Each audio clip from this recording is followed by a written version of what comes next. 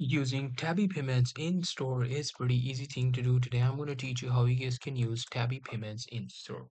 Well, the process is pretty simple. As you know, Tabby allows you to make payments. As you can see, take payments in for anywhere with Tabby.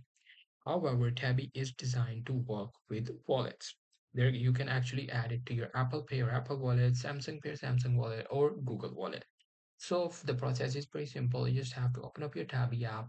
You'll be able to see your Tabby card, and underneath the Tabby card, there should be an option for Add to Apple Wallet. Just tap on that button, and there you go. Your Tabby card will be added to your Apple Wallet. However, once it is done, you can actually pay using the contactless from the iPhone, Samsung, and the Google devices, respectively. So you don't have to worry about anything. Just open up the Tabby app, add the card into your wallet, and there you go. You can use it in store anywhere without any problem. So that's pretty much it. That's how you will be able to make payments with Tabby in store. So if you guys find this video helpful,